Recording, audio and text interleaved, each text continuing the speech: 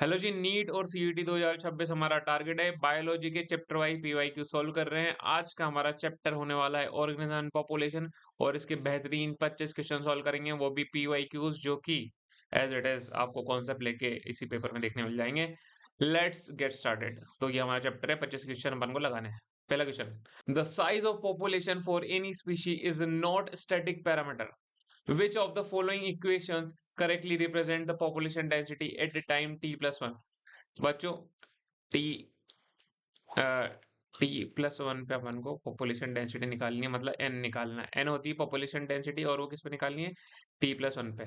तो अब population density अगर t प्लस वन पे निकालनी है, तो अपन को पुरानी डेंसिटी पता होनी चाहिए, है ना। तो टाइम t पे पॉपुलेशन डेंसिटी n थी। इसमें अपन क्या जोड़ेंगे? साथ में इसमें अपन जोड़ेंगे बर्थ रेट। ठीक है, birth rate plus immigration. Immigration में इमिग्रेंट जो होते हैं ना, जो आते हैं बाहर से, दूसरे देश से, या तो वो आके जुड़ते हैं, और उसमें से फिर माइनस करना है क्या? एक तो डेथ रेट माइनस करनी है, और इमाइग्रेशन, इमाइग्रेशन। ठीक है, इमाइग्रेशन। ठीक है, जो चले गए और जो मर गए उनको माइनस कर देना, तो अपने क्या निकल जाएगी? टाइम t प्लस वन पे डेंसिटी निकल जाएगी। Right, next question. In logistic growth equation dn by dt are n k minus n upon k, the asymptote is reached when। asymptote क्या होता है? जब ये जो कर्व है ये अपनी मैक्सिमम कैपेसिटी पे पहुंच जाए, ये जो कर्व है ना, ये सैचुरेशन पहुंचा है। तो ऐसा कब होगा? मतलब देखो, ये n जब कैरिंग मतलब पॉपुलेशन डेंसिटी कैरिंग कैपेसिटी के बराबर हो जाएगी, तब क्या हो जाएगा? asymptote अचीव हो जाएगा। राइट, तो इसका आंसर क्या हो जाएगा? ए। मतलब इससे ज्यादा बढ़ नहीं पाएगी, जितनी कैरिंग कैपेसिटी उतनी पॉपुलेशन होगी, बात खत्म। ठीक है, next question. In the exponential growth equation nt equals to n naught e की power rt, what are strictly represent ecologically. R का मतलब क्या होता है? आर क्या रिप्रेजेंट करता है? आर बताता है intrinsic rate of natural increase. Right, तो इसका आंसर क्या हो जाएगा? B. Next question. A population with broad base age pyramid where the number of pre-reproductive individuals are significantly higher than reproductive individuals। बच्चों देखो, बेस इसका ब्रॉड है, जिसमें प्री रिप्रोडक्टिव ज्यादा है और रिप्रोडक्टिव कम है। ये कैसा बन रहा है? कैसा बन रहा है ये बन रहा है। अब देखो, ये आगे चल के जो प्री रिप्रोडक्टिव वाले हैं, प्री वाले, ये प्री वाले, प्री वाले रिप्रोडक्टिव आएंगे, तो फिर इनकी जनसंख्या बढ़ जाएगी, और फिर ये आगे ज्यादा बच्चे पैदा करेंगे, तो ये कैसे हो जाएगी? एक्सपांडिंग। राइट, चलिए next question. Which of the following life history traits of characteristic of organism that are selected for maximizing their reproductive fitness are selected species like Pacific salmon fish? तो अपनी जो रिप्रोडक्टिव फिटनेस उनको बढ़ानी है, maximise करनी है, तो उसके लिए क्या करना पड़ेगा? Breeding many times during their lifetime and producing few large offspring, breeding only once in their lifetime, producing large number of small size offspring, breeding only once in their lifetime and producing few large offspring, breeding many times during the lifetime, producing large number of। बच्चों, अगर reproductive fitness चाहिए तो फिर उनको life time में, अगर वो एक बार रिप्रोड्यूस करे पर बहुत ज्यादा प्रोजेनी पैदा करते हैं, तो उसको क्या होगा? ये कैरेक्टरिस्टिक ट्रेट है किसका? साल्मन फिश का। ठीक है, right, next question. The small mammals like shrews and hummingbirds are rarely found in polar region because जो hummingbird और shrews जो छोटे एनिमल्स हैं, वो रेयरली ही पोलर रीजन में मिलते हैं, जहाँ पे बहुत ज्यादा बर्फ ठंड होती है। इसका कारण क्या है? They have small surface area relative to their volume leading to rapid heat loss। Thermoregulation is energetically expensive for the animals with a large surface area related to their volume। बिल्कुल यही बात सही है। जो थर्मो रेगुलेशन है, उन जो birds और ये जो छोटे मैमल्स होते हैं, इनका जो सरफेस एरिया होता है ना, इनका जो सरफेस एरिया होता है वो लार्ज होता है in comparison to their volume. इस वजह से क्या होता है? जो थर्मो रेगुलेशन होता है, इसमें बहुत एनर्जी खर्च होती है, तो इसका आंसर हो गया बी। राइट, चलिए next question. Under unfavorable seasonal conditions, many zooplankton species in lake and ponds are known to enter a stage suspended development called। एक suspended development stage में चली जाती हैं जब unfavorable condition होती है। कौन? जू प्लैंक्टन्स, है ना। तो उस स्टेज को क्या बोलते हैं? हाइबरनेशन, एस्टिवेशन, डायपोज या फिर डोरमेंसी। बताइए। द आंसर इज हाइबरनेशन नहीं, एस्टिवेशन नहीं, ये होता है डायपोज, राइट। चलिए next question. Mammals from the colder climates generally have shorter ears and limbs to minimize heat loss. जो कोल्डर क्लाइमेट में रहते हैं उनके पास जो उनके कान और जो लिम्स होते हैं वो छोटे होते हैं, है ना। ये बायोलॉजिकल प्रिंसिपल किसने दिया था और कौन किस नाम से जाना जाता है? इसको कहते हैं एलेंस रूल। क्या कहते हैं? एलेंस रूल। उसने बोला था जो कोल्डर एनवायरनमेंट में होंगे उनके कान और जो उनके लिम्स हैं वो छोटे होंगे ताकि उनका हीट लॉस कम हो, और जो वार्मर एरियाज होंगे वहां पे उनके कान बड़े होंगे, लिम्स बड़े बड़े होंगे ताकि अच्छे से अपने बॉडी के टेम्परेचर को मेंटेन कर सके, हीट लॉस कर सके वार्मर एरिया में, जैसे हाथी के बड़े बड़े कान होते हैं, है ना, right. Allen rule. Next question. Given below two statements regarding physiological adaptations. तो दो स्टेटमेंट दे रखे हैं, स्टेटमेंट वन, स्टेटमेंट टू। आपको बताना है दोनों में से कौन सा सही है कौन सा गलत है। People living at high altitudes like Rohtang pass experience altitude sickness initially but acclimatize by increasing red blood cells production, है ना। तो सही बात है, शुरू में प्रॉब्लम आती है, फिर बाद में जो रेड ब्लड सेल्स है उनका प्रोडक्शन बढ़ जाता है, तो फिर नॉर्मलाइज हो जाता है मामला। सेकंड स्टेटमेंट है the atmospheric pressure is low at high altitudes increasing RBC compensate for the low oxygen availability by decreasing the binding affinity of haemoglobin. बिल्कुल सही बात है, दोनों ही स्टेटमेंट सही है। ठीक है, तो ए एंड बी इसका करेक्ट आंसर हो गया। ठीक है ना, चलिए। Desert lizards lack the physiological ability that mammals possess to deal with high temperature. How do they manage to keep their body temperature fairly constant?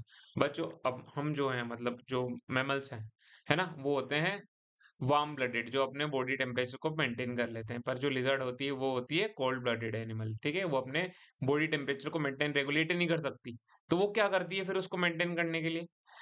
By shifting into shade when their body temperature drops below comfort zone, by basking in the sun absorb heat when their body temperature drops, and moving into the shed where ambient temperature start increasing। बिल्कुल सही बात है। जब body temperature कम होता है तो धूप में चली जाती है, और जब बॉडी टेम्परेचर बढ़ता है तो फिर कहाँ जाती है? छांव में जाती है। बिल्कुल इसका आंसर हो गया B, right. Next question. The prickly pear cactus introduced into the Australia in 1920s, causing havoc by spreading rapidly. It was finally brought under control by utilizing which ecological interaction?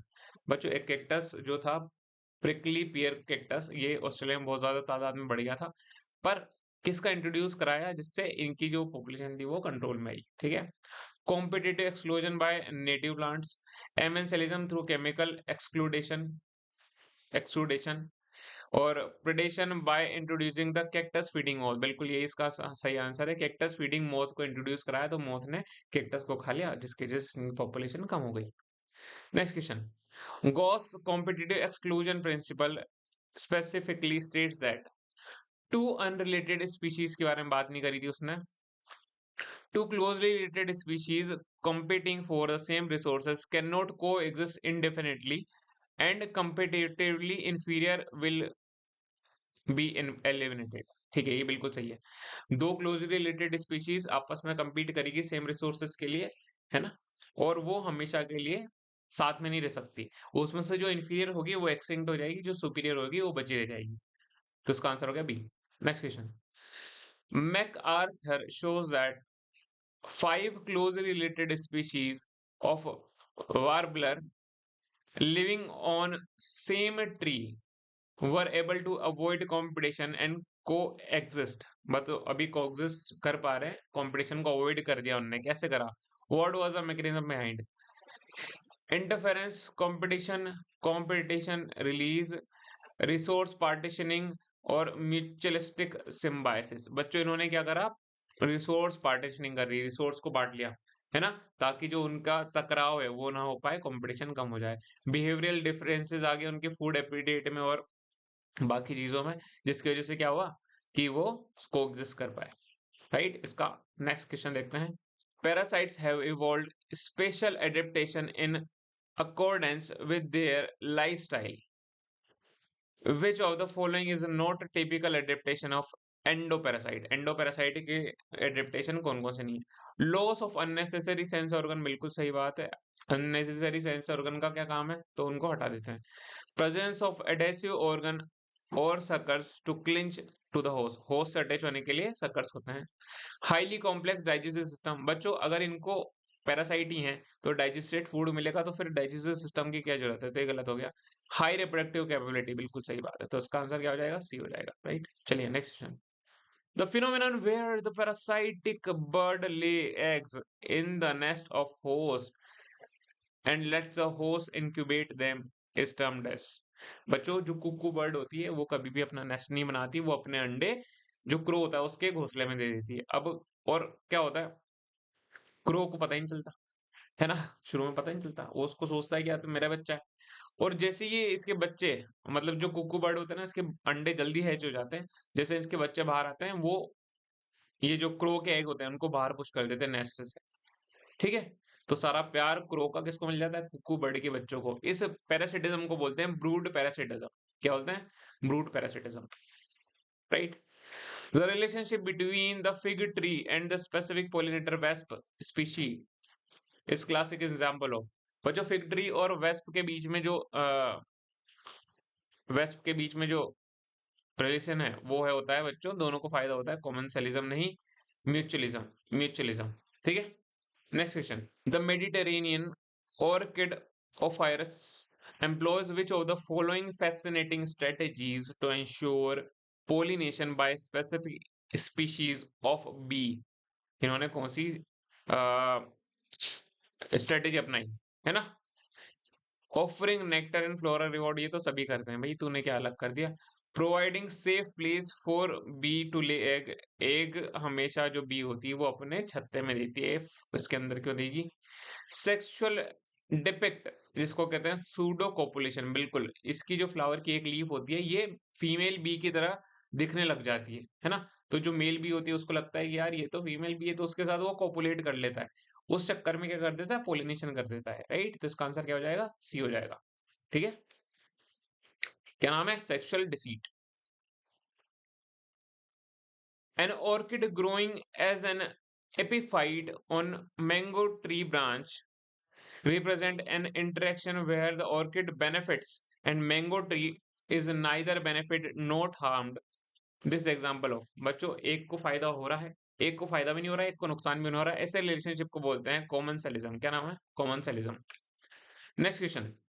In which of the following population interaction one species is harmed while other remain entirely unaffected? अब एक को नुकसान हो रहा है और एक को कुछ भी फर्क नहीं पड़ रहा, इस रिलेशनशिप को बोलते हैं एमेंसेलिज्म। क्या बोलते हैं, एमेंसेलिज्म। देखो एक को फायदा हो रहा है, एक को फर्क नहीं पड़ रहा, तो होता है कॉमनसेलिज्म।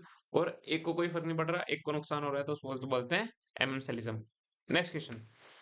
मैच द फॉलोइंग आ गया। म्यूचुअलिज्म में दोनों को फायदा होता है, म्यूचुअलिज्म में दोनों को फायदा प्लस प्लस। कंपटीशन में दोनों को नुकसान होता है, माइनस माइनस। पैरासिटिज्म में एक को फायदा होता है और एक को तो नुकसान होता ही है, बिल्कुल। और कॉमनसेलिज्म में एक को फायदा होता है, एक को फर्क नहीं पड़ता। तो ए का हो गया 4, ए का हो गया 4, ठीक है। बी का हो गया 3, बी का हो गया 3, इसका आंसर हो गया ए, राइट। चले next question. The characteristics and the distribution of benthic animals is an aquatic environment are primarily determined by, किससे डिटरमाइन होते हैं, the light availability at the bottom, chemical composition of the water, sediment characteristics of the soil and velocity of the water current. बच्चों बहुत सीधा सा answer है इसका, sediment characteristic of the soil, ठीक है। उस पर डिपेंड करता है इनका डिस्ट्रीब्यूशन, राइट, इनकी रहने की जगह जहां पे इनको मिलती है। Next, the organisms that are restricted to a narrow range of salinity, freshwater fishes placed in seawater are called। बच्चों जिनका बिल्कुल थोड़ा थोड़ा साल्ट हम झेल लेंगे, ज्यादा नहीं झेल पाएंगे, ऐसा बोलने वाली, इसको बोलते हैं यूरोहेलाइन, स्टेनोहेलाइन, यूराइथर्मल और स्टेनोथर्मल। देखो थर्मल की तो बात हो ही नहीं रही यहाँ पे, टेम्परेचर की बात नहीं हो रही, सोल्ट की बात हो रही है, सैलिनिटी की बात हो रही है। तो यूरोहेलाइन होगा जिनकी ब्रॉड रेंज होती है, और स्टेनोथर्मल होते हैं जिनकी नैरो रेंज होती है। तो इसका आंसर क्या होगा, स्टेनोहेलाइन, राइट। Next question.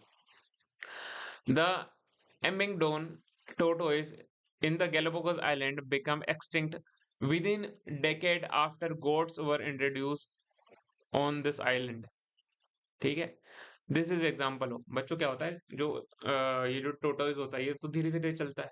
अब जैसे ही अपन ने बकरी छोड़ दी वहां पे, कहाँ पे छोड़ दी, गैलापागोस आइलैंड में, तो बकरी की स्पीड जल्दी होती है तो वो पूरा चल गई, तो फिर टोटोइज को खाना ही नहीं मिला। खाना नहीं मिला तो टोटोइज एक्सटिंक्ट हो गए, मर गए बेचारे।